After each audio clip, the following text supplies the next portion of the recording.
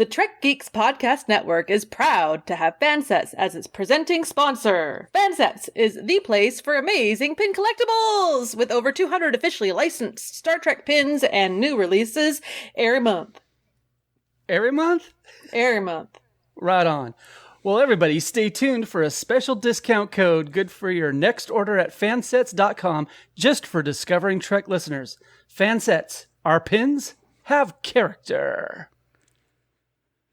From deep in the bowels of the USS Cerritos, welcome listeners, cadets, junior officers, and all-around non-coms to the podcast that barely goes where any podcast has gone before. What kind of trouble did Boimler, Mariner, Tendi, and Rutherford find themselves in this week in the latest episode entitled Cupid's Errant Arrow? Well, let's find out. My name is Dan Davidson. I'm back, and this is Discovering Trek Lower Decks.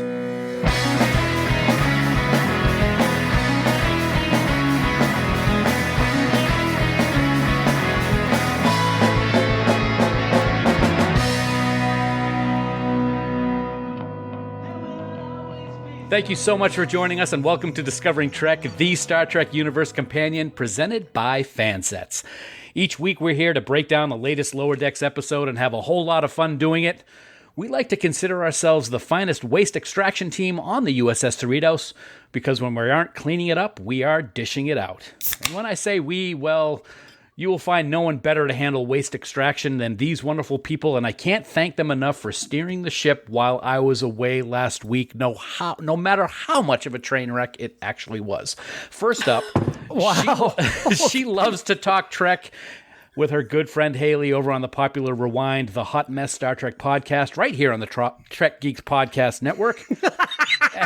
Welcome back. That's good to be here. As Jefferson Starship likes to say, Sara, storms are brewing in your eyes, and no time is a good time for goodbyes. So her name is Sara, like I just said. Welcome aboard, Sara. Hi, how are you? Good to have you back, Dan. Yeah. You're not up yet. You That be quiet, song mister. was ruined. It was awful. It was terrible. And and this guy right here who's coming up next, he's a producer on the Trek Geeks Podcast Network. But as far as I know, there's never been a song written about him. So, hi, Casey Shafsky. You've never heard the Ballad of Casey Jones? Circa 1909? No, Casey Shafsky. I used to be Jones. I changed it. So, okay. Well, all right. Well, good to have you here. And then there is this guy. He filled in for me last week, and based on the feedback that I've heard, I will do my best to never leave you listeners stranded ever again. I'm just kidding, buddy. I'm just kidding. He's my dear friend. He's my brother. He is my amazing number one. He is Bill Smith. Hi, Bill. How you doing, pal?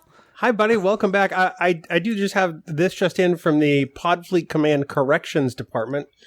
Sara was actually a song by Starship and not Jefferson Starship. Oh, well, look at you. And the song written about Casey is actually an Elton John tune called "The Bitch Is Back." Damn right. I thought it was always Saturday nights all right for fighting, but okay. Oh, wow. It's good to be back. Is it? It is. Guess who's back? So yes, episode 5, Cupid's Errant Arrow. That's a tongue twister in itself. I guarantee you I'm going to screw it up at least once because that's what I do. So let's get right into ranking this episode. Name, rank. Chekhov. Pavel. Rank. Admiral. Let's start with you, Bill, as the person who steered the ship last week in my absence. What do you think about this episode? I'm going to give this, I think, I wish I could do 3/4, but I'm going to give this a lieutenant commander's rank, 2.5 pips. I liked various elements of it. I thought it was funny in parts. There are some other parts that had me kind of scratching my head, which I'm sure we'll get into on Deck 47. But all in all, it's not my least favorite episode of the season, but it's not my favorite either. It's kind of middle of the pack for me. Okay, good to hear. And Sara, how about you? Ranking with pips and halves are available. We are not doing 3/4 this week, as Bill just said. So what do you got? I got a 1.5.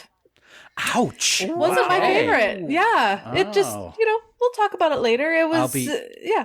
I'll be interested to hear what those reasons are. Myself, we'll get to you in a second, Kasey. Just pipe down.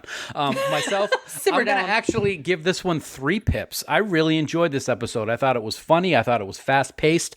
The Easter eggs galore, which I'm sure we're going to get into in Kasey's Cornea Corner, is going to be very interesting. So this was my favorite episode of the season, I think, so far. So I gave it 3. What about you, Kasey? Oh, I get to talk now? Yeah, okay. Go ahead. Good. Hurry it up. Wrap it up, though. Hurry up. Oh, okay, fast. Here we go. 5 seconds. I give it the full Gladys Knight and 3 pips. Wow. Many musical references. Okay, so you liked it. So you and I are on the same page, which is nice to see from time to time. Yeah. I love you. Bill, yeah, okay. Bill, I can't believe I'm going to say this, but I really missed hearing your recap live last week. So before you dazzle us with that patented Discovering Trek 6-sentence recap, why don't you remind everyone how they can let us know if they loved Cupid's errant arrow? Priority 1 message from Starfleet coming in on secured channel. I love how you can say Cupid's errant arrow, but screwed up Trek geeks. Yeah. That's me. That's Yeah. right. I'm so excited to be back. So excited. You know, on both Twitter and Facebook, you can find us at Discovering Trek.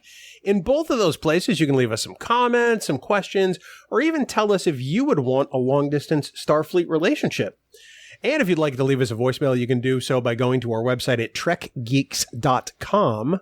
Notice the articulation there. Click on the giant blue button on the right-hand side. Please remember, though, that any comments you leave us could be used in a future episode of Discovering Trek. Dan. Good vocabulary, sir. Blank alert. Blank alert. From here on in, this episode of Discovering Trek contains spoilers. So if you haven't watched episode 5 of Star Trek Lower Decks, stop listening right now. Head on over to CBS All Access or wherever you watch Lower Decks. Watch the episode, then come back on over to Discovering Trek. Otherwise, you run the risk of finding out plot developments and character details for Cupid's errant arrow.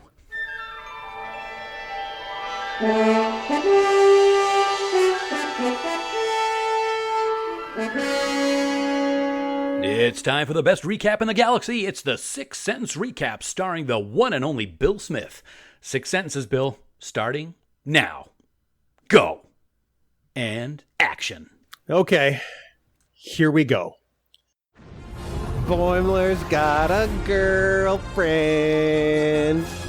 Tendi and Rutherford compete to get a shiny new T-88 scanner, whenever that is.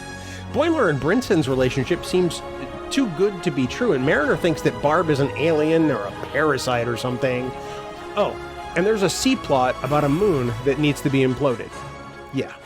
Rutherford and Tendi avert being transferred off the Cerritos by an officer who is way stressed out and make off with duffel bags full of those T-88 scanners. And Mariner and Brinson fight over their protectiveness of Bradward and realize neither is a threat, although Boimler really does have a parasite which caused Barb to be attracted to him in the first place. And now, this just in from Podfleet Command, everyone, we have a bonus 7th sentence exclusive to Discovering Trek. Here is sentence number 7. Are there any fucking biofilters on the Cerritos? Whoa! Whoa! What the heck was that all about? Cutter. Dial it back an there, adult. Ensign. I mean, seriously.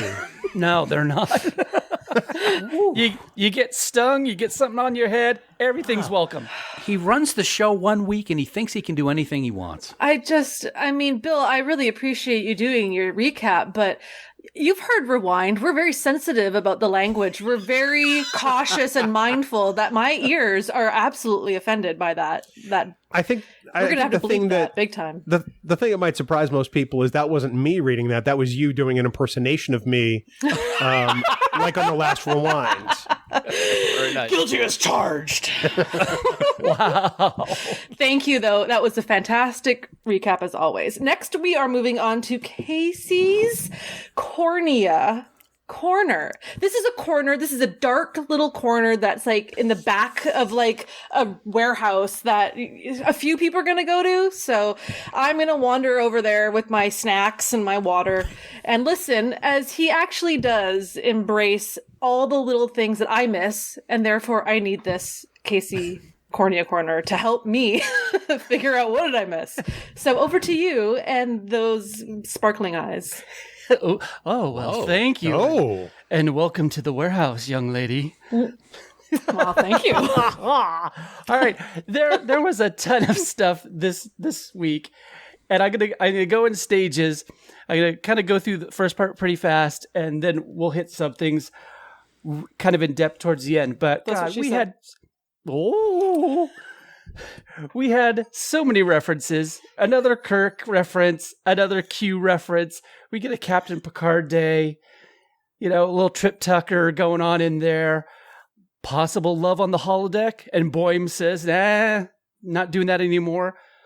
Phalosian reference from TAS, which, hey, there's a book about that, which you can get, Star Trek Official Guide to the Animated Series, by someone we might know. That's correct. Allegedly. We've got another moon blowing up. Thanks, Praxis. Right? All this stuff. We've got T-88s. These scanners are supposed to be sweet, awesome, fix anything and everything. And I looked it up, and T-88 is actually an epoxy, which is a superior epoxy, which does fix things. So who knows if they were thinking about this. I saw this boat in half. Boop. We get a callback of throwing a Delta during a request for an emergency beam out. Dyson Sphere from Relics. A Breen Infiltrator is talked about. Holodeck character, parasites, sexy people and rompers who murder you for going on the grass. Shut up, Will. So we all have that type of stuff. Then I gotta go where we go to what I call the Wall-O conspiracy. Oh, yeah. Which was red yarn everywheres. Everywheres. We got the humpback whales. We got Lol. We got Sulabans. We got undercover Cardassians, maybe. The Duras sisters. 2 Barbs. Was there a transporter accident a la Enemy Within? Salt vampire? I mean, come on. There's everything going on here. So then what we had also in this episode is we had a really nice little flashback to the USS Keto. And man, we're at DS9. Terok Nor. Awesome. That was just seen as like, oh, and big hair. As that happened, yeah, man, Mariner with the bouffant going on. But when that scene starts, if you notice it sounds like a very DS9 musical cue. Yeah. When they go in there. And the whole difference of you see a color tone change for the background. There's a more brownish than anything blue or gray. And that was just awesome. And the USS Keto, an Olympic vessel, class vessel. Then getting to the important stuff, I found that this episode was very Canadian. So we've got the USS Vancouver, okay? It's a Parliament class ship. All right. The shuttles on the Vancouver are Marpole, Fairview, and Kitsilano, which are all neighborhoods where Vancouver, British Columbia. I did my research, dang nabbit. Wow. Hey. All right. Does it also mean, Kasey, that the communications network completely goes down all the time? Oh, Totally. Totally. And everyone just goes at sorry. But they have better beer. Sorry. They're referring to Vancouver, Washington. I mean, to be fair, as the polite Canadian. Maybe, but they're not. There's no. Because then we get this. We get some poutine in the mess hall, okay? And poutine, it's accepted that it was created in rural Quebec in the 1950s. Okay. We get a California roll also shown there, which was supposedly created in the 1970s in by Quebec. Japanese-born chef Hidu Kazu Tojo in Vancouver in the 1970s. And it was called a California roll because it was so popular with all the people coming up from Los Angeles. We get our flashback scene in the USS Keto, which is an Olympic-class vessel. Where were the 2010 Winter Olympics held? Vancouver. Oh. Okay. And kind of last but not least on this little bit here, Titmouse, Canadian animation is located where? Quebec? Vancouver. Vancouver, Sarah, you're correct. Billy, What is you are Vancouver? Docked points. Thank you, in the form of a question. Lovely. So we got a ton of different things in there. And also, finally, what I saw is, I don't know if you guys noticed this, I saw that they were giving little nods to using the same animation background plates. So when Mariner and Tendi and Rutherford get onto the Vancouver, Mariner's like, guys, it's basically the same ship as the Cerritos, because it was the same drawing, just colored a little differently. And you can see that in the briefing room. The bridge looks exactly like the Cerritos. And the kind of condescending captain of the Vancouver is like, hey, one day you'll be here. And it's like, no, we've been there. So I found a lot of cool little things in there that I dug. And I really liked all the Vancouver references. I'm getting Obviously, that. Yeah, I'm thinking so. Yeah, nice job. Wow. All right, who's first up? Who's got something else? Come on, Sarah, you got something else, I'm sure. I didn't know, but I did really enjoy so many references that were to people, like talking about Q and Kirk, and like, I mean, I just, every time I hear one, I'm like, ooh, I know that, because I'm a fan. What about you, Bill Bradward? I don't have anything else. Like I say, I love the conspiracy board because there's so many deep cut and non-deep cut references. I mean, when you see the Suliban on the board, it's like, oh yeah, that's great. I think there's a Zindi on there, maybe one of the Zindi insectoids. Just a lot of references, and that just makes my heart happy. Plus, I mean, DS9. I think that's the closest we're going to get to seeing it in HD on CBS All Access, unfortunately. Oh, come on, CBS. But Love you. It was fantastic to see. As soon as I saw it, my heart melted a little bit. So, yeah. And Kasey saw, I think, just about everything. So, kudos to him. I mean, normally he's not that attentive. Normally. I actually watched the episode this week. Oh, congratulations. So, it's a first. I figured if we're going to review it, I should watch this stuff. I got to agree. I loved the Deep Space Nine flashback. I love the fact that they were wearing the Deep Space Nine / First Contact uniforms along with their big hair. I thought that was great. One of the things that nobody's talked about yet, which I really loved, was just a quick little reference to Geordi with the teddy bear with the visor. I thought that was brilliant. I thought that was really cool. We've had a visor in every episode so far, and it makes me wonder how many people have visors in the future, because it seems like everybody on every ship has one so far. Well, we know that Geordi doesn't have it anymore. Oh, so maybe it's Geordi's discount visors. There you go. Yeah. Yeah, absolutely. I mean, you can't make your money in engineering. Free tank of gas, you get a visor. But that's all I got, you guys. That's this week. That's all. That's awesome. That's a lot of stuff. Epic. They also, you may have mentioned it, Kasey, and I apologize if I missed it. I love the salt vampire reference that we had from M113. That was pretty cool. And they actually said it twice. One was a salt vampire, and one was a salt succubus. Yeah. I just like to say succubus. Yeah, I was going to say I thought you might have liked that reason. Not for the obvious reason. Okay, folks, we want to take a moment to give a big shout out to our dear friends over at Fansets. As always, they are the exclusive sponsor of Discovering Trek. And as always, they are hard at work coming up with new ideas for pins of all kinds of genres, like Harry Potter, I was just watching that, the DC Universe, Irwin Allen, and of course, Star Trek. Man, you could say that again, Sarah, and I just sit here and listen to you do it, because I'm lazy. They have crew pins. They've got ship pins. They have special collector sets. They also have accessories galore, like what? Acrylic pin stands, pin portfolio cases, and even locking back so your pins won't fall off. Their customer service is second to none, and you can be sure that every pin they release is of the highest quality because they are fans too, and they know you expect the very best. Which is not what we have on this podcast, but right you are, Kasey. I know that when my orders arrive, I'm going to be very happy with the end result, and we know that you will too. And hey, folks, as we record this week's episode, we are actually celebrating Star Trek Day, the 54th anniversary of the premiere of Star Trek. Yay! And to commemorate this very special day, our good friends at Fansets have an amazing list of products that are available right now at fansets.com.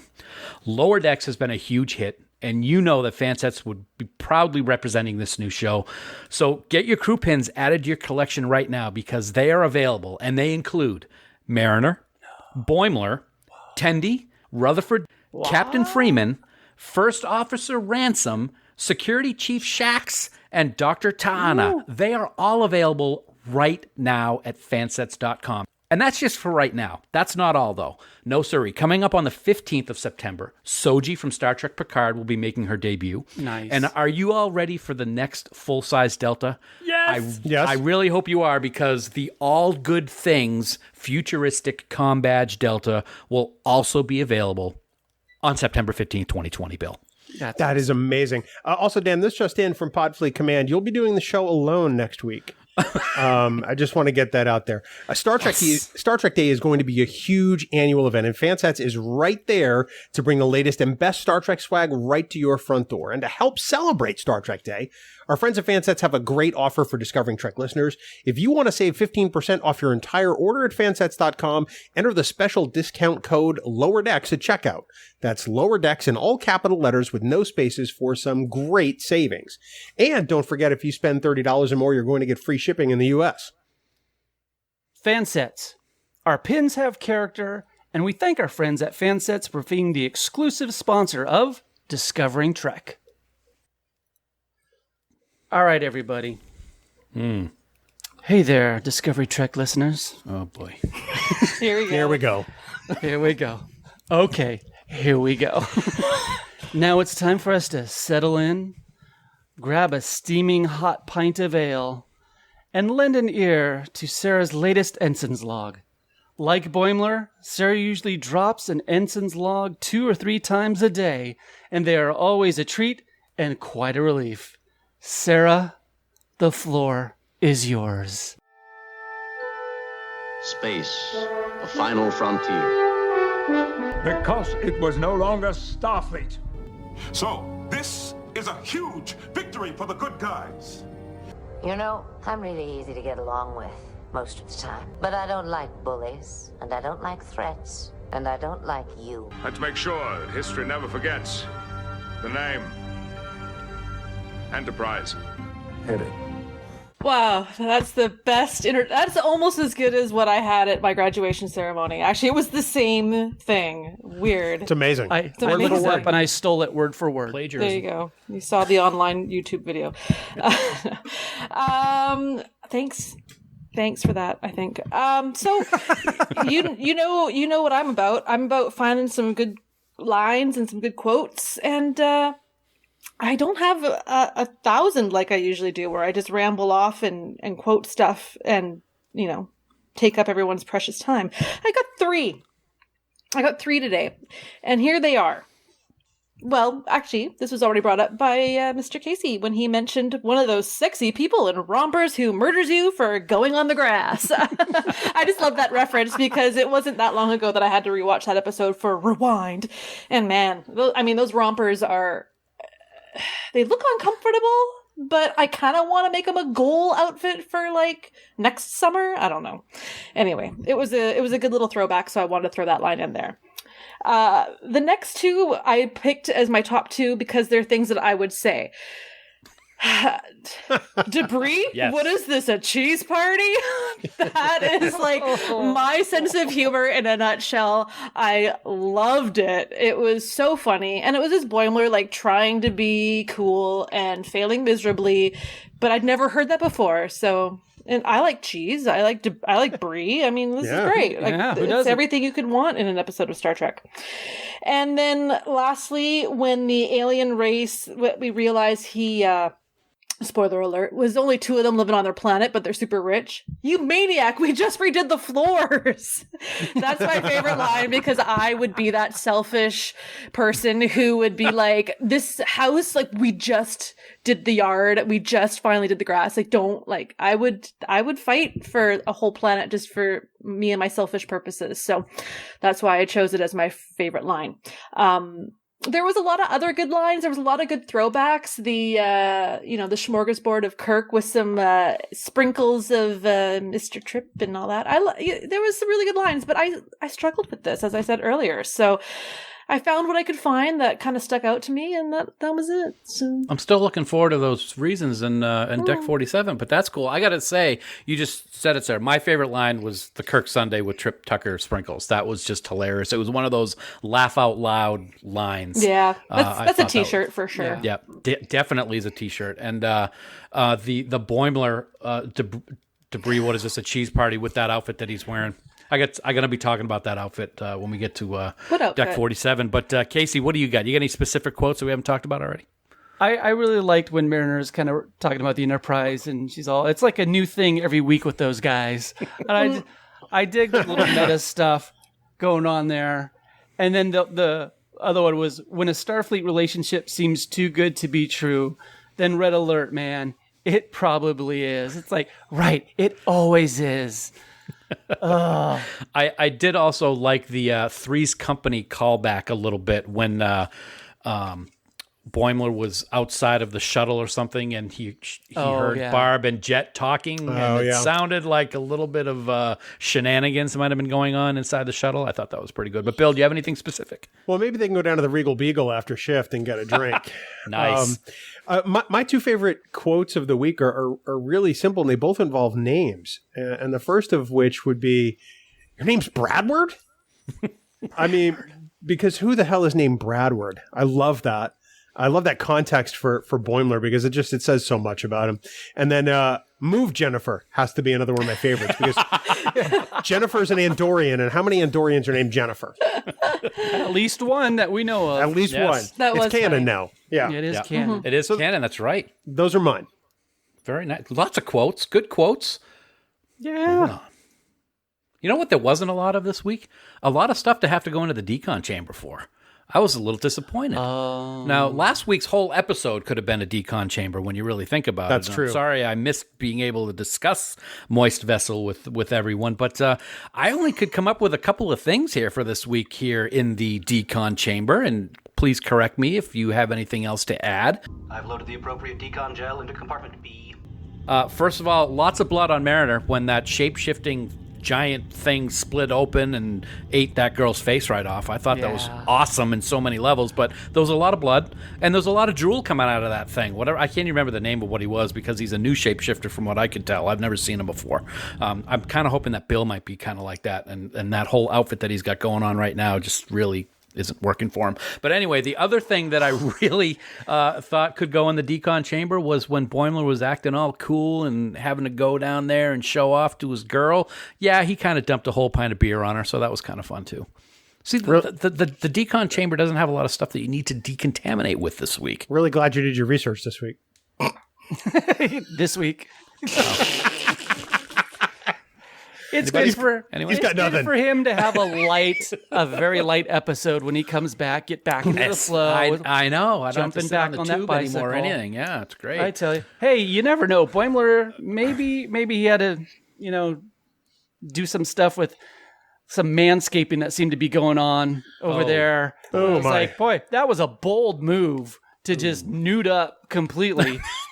And that sensor bar was pretty short. Yeah. Well, anyway. Leaving that alone. Yeah. So you know what, folks? Now it's time for us to get in the turbo lift, go all the way down to the lowest of the lower decks to discuss some other elements of this week's episode in Deck 47, sponsored by our dear friends over at Science Division. They're the makers of the galaxy's first interactive tribble that you can control with your very own smartphone. These brand new tribbles will be an incredible addition to your Star Trek collection, and you can find out more at sciencediv.com. Science Division. Trouble's never been this fun. They're not dangerous. Shut up. Yes. So I've been looking forward to this segment of the show all recording long, because Sara gave this 1.5 pips, and I'm interested in knowing why. So we're gonna start with you, Sara. We're gonna put the spotlight on you. Section 31 is questioning you here in Deck 47. That's fair, because I'm usually very, very optimistic and very, very generous with my points. But I watched this episode, and I don't think I gave it a lot of attention, so I was sort of excited to watch it again to see if it was just a matter of it was me and my mood that day. But I gave it a point for the great references and like the little one-liners and stuff, because there's always going to be those there. And I gave it a 0.5 because of Vancouver. What? You know what? And I'd even maybe consider giving an extra bonus 0.5 for the guest starring voices of Matt Walsh in it, who I am such a fan of, and you know, fantastic. So that was props. I love listening for what kind of awesome addition are we going to get this week that we're not really going to be aware of until we see the names, right? But for me, I just found this episode to be not great because I find in general, oftentimes, and this is, you know, people can come at me if they want to on Twitter, but I find that Star Trek has a really hard go with romance and relationships a lot of times. There's been very few that I consider to be top-notch romances I've enjoyed watching.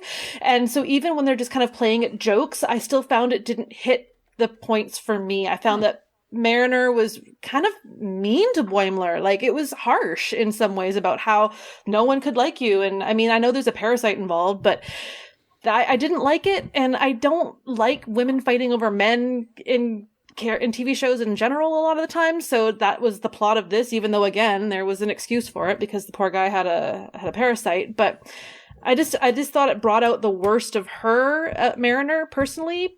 So I'm not going to hold it against her because it was a situation with a invasive species. But yeah, I didn't love it. And then the other storylines that were going on just didn't capture me enough. So I just found that I was like just kind of listening for some fun one-liners, and I was like, I'm ready for the next one. Like, you know, it didn't move the story along. I don't think it really gave a lot of depth to the characters that I needed it to give, but that's okay because it's still Star Trek and it's still new Star Trek, and I'll probably watch it again. No, those are all good points. I got to say, I do agree with you. I did not really, I wasn't really, excited about the Rutherford Tendi story. I thought that was kind of slow. Okay, they're and then they started going up against each other to who could scan the most things, and kind of a interesting battle. But I got to say, I loved Gillian Jacobs as Barb. I thought she did a great job in this one. I really love the references, and I love the action, the fast pacedness of this episode, even with as crazy as Mariner was. And I do agree with you there, Sarah. She was acting a little bit over the top, I thought, really quickly. And I don't know if that was more of a jealousy thing with her, and she has feelings for Boimler that she doesn't really want to accept. So she turns that into what she turned it into in this episode. Mm-hmm. The one other thing I will bring up before I pass along to Bill is I cannot wait till STLV next year to see Dayton Ward cosplaying as Boimler in his cool outfit. He talked about it on his social media pages this week, and I'm holding him to that. I can't wait to see him with the gold chains and the Starfleet jacket and the pink sunglasses, baby. That's going to be awesome. Bill, what do you got? And the purple hair. Don't forget the purple hair. Purple hair is everything. I have to agree with Sarah on a lot of things. And I think the thing that's been troubling me the last couple of episodes is that already 5 episodes in, Lower Decks is starting to become a little tropey. And it doesn't make me dislike the show any. I've enjoyed each of the episodes. But we're painting a picture where the Cerritos is a rust bucket that's falling apart, and everybody on every other Starfleet ship is a dick. Yeah. And I think that's dangerous because Starfleet is supposed to be, the best of the best. And it's something I hope they get away from as the show matures. But in this episode, it was a little distracting, and that's kind of why it came down with 2.5 pips for me.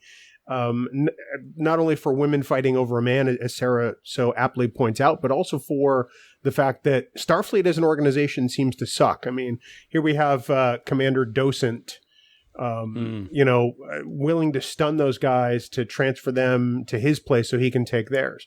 And that just seems, because he's stressed out. Dude is stressed out to the max, and that just strikes me as very non-Starfleet. So I think that's my concern. Again, I love the episodes. I love the show. But if we're supposed to take this as canon, then it's painting a picture of the future that is less than admirable and less than Star Trek, honestly. Mm-hmm. What do you think, Kasey? Yeah. I got what everyone's saying, because part of what I was thinking about is, like, with Docent, is we're kind of seeing the stress on a senior officer that I think was really downplayed in other series, where it's like, oh my gosh, this week we almost all died.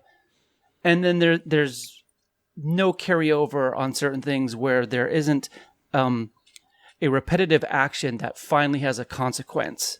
And I think we're seeing it here. It does make people seem the captain on the other ship, just jerky right off the bat. Mm-hmm. Yep. And then her character basically just disappears and does nothing.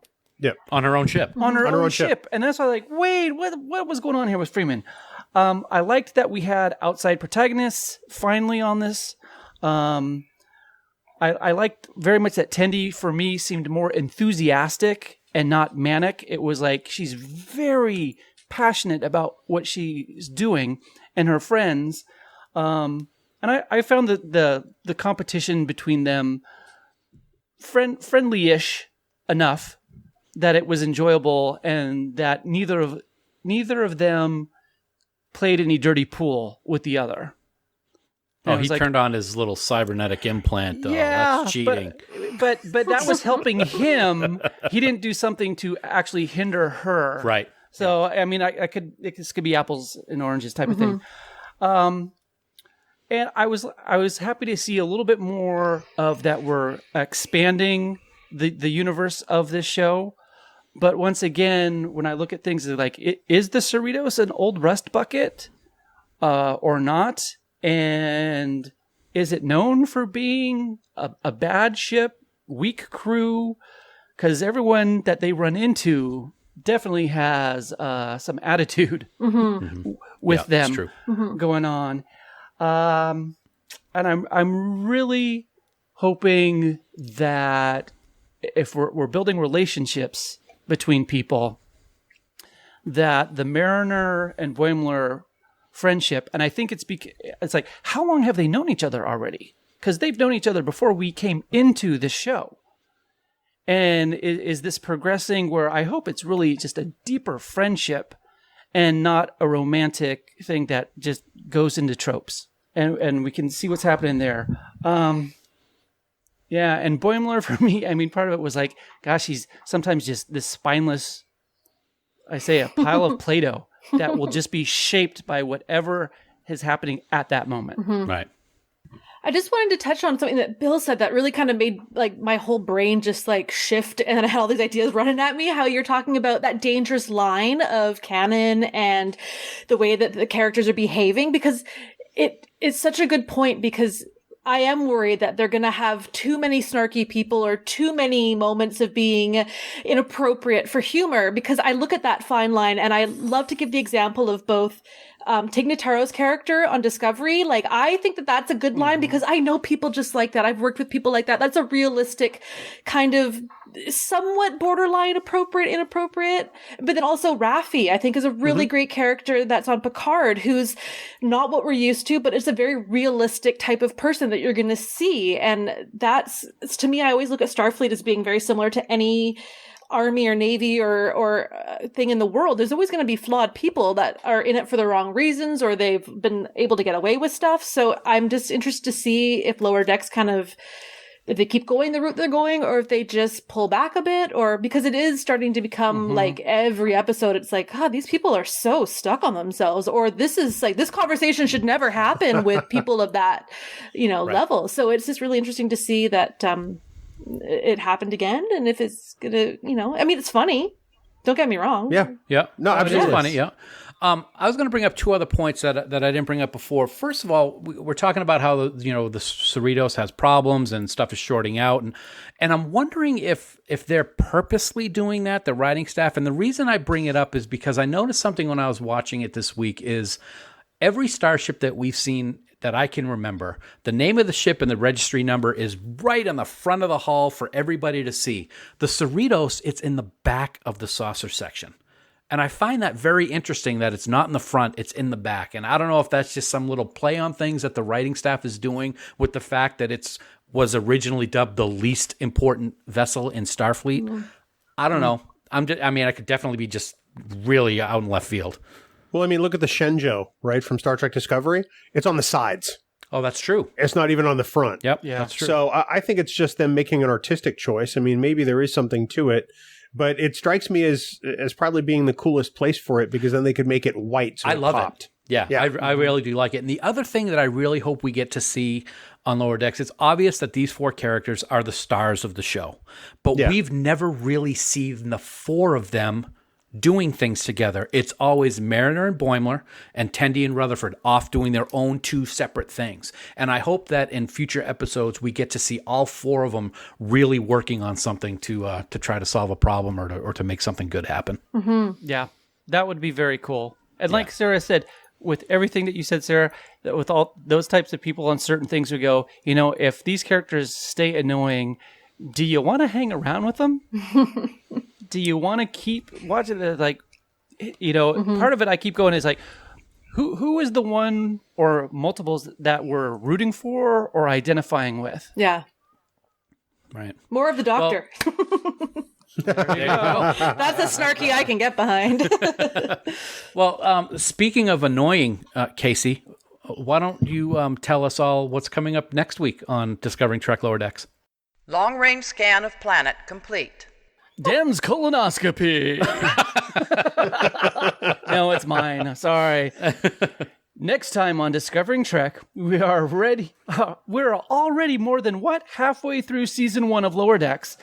And next week we will discuss episode 6 entitled Terminal Provocations. Ensign Fletcher makes work difficult for Mariner and Boimler while Rutherford introduces Tendi to a holodeck training program he created. Until then, ladies and gentlemen, boys and girls, children of all ages, remember that you can subscribe to Discovering Trek by searching for us on Apple Podcasts, Spotify, or anywhere fine podcasts are found. Plus, now you can support Discovering Trek and the Trek Geeks Podcast Network by subscribing to, bonus content on Patreon. Get access to the unedited audio of all our podcasts and a lot of other perks. Other perks, that's right. We would like to take a moment to thank the following amazing producers of Discovering Trek, and we truly are grateful for their support. Ken Tripp, Charlie Mulvey, Chris Trebuzio, Craig Ewing, Jackie and Chris Hackney, Leonel Marchand, Matt McGonigal, Mike Bovia, Sean O'Halloran, Peter Craig, Ken Bird, Jamie Rogers, David Hood, Rachel Delaney, Kyle Castillo, Chaz Bradshaw, Kimberly Hartman, Christina Werther, Steph Lescue, Jim McMahon, and the lovely and talented Jess Vashon. If you would like to support Discovering Trek and the Trek Geeks Podcast Network, beam on over to patreon.com/trekgeeks, where subscription levels start at $1 a month. Amazing. Mm-hmm. Plus, for more great Star Trek discussion, please check out the other podcasts from the Trek Geeks Podcast Network. In addition to Rewind with Sara here, there's Politrek's 5-Year Mission, the podcast, and the brand new Infinite Trek, providing even more discussion on Star Trek Lower Decks every Tuesday. To find all our podcasts and where you can download them, visit trekgeeks.com/listen. The Trek Geeks Podcast Network, no one talks Trek like we do. Well, that's a wrap. Thanks so much. Amazing time. It's so great to be back, and special thanks again to my amazing co-hosts for steering the ship last week. Sara, Kasey, and Bill, my Cupid's arrow is always pointing right at the 3 of you. Aww. Yeah. That's what she said. Yeah. Thanks all for joining me here, and I can't wait to get together next week as we sit down to discuss Episode 6, Terminal Provocations. And until next week, never stop discovering.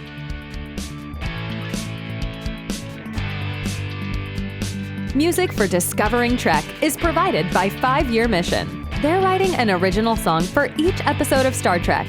Hear more of their music at 5yearmission.net. Discovering Trek is a production of Coconut Media Works. Executive producers Bill Smith and Dan Davidson. For more great Star Trek discussion, discover the other shows of the Trek Geeks Podcast Network at trekgeeks.com or find us in Apple Podcasts, Spotify, or your favorite podcast app.